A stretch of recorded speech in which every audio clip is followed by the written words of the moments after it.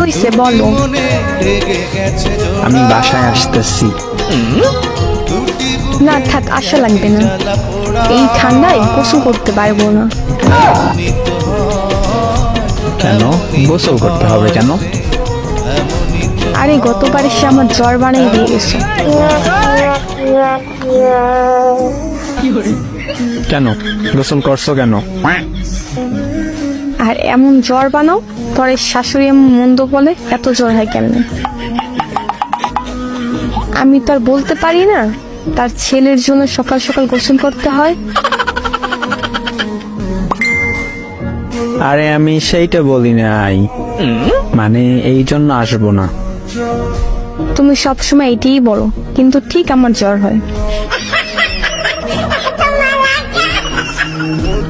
আরে সত্যি বলতেছি। গতবারও বলছো।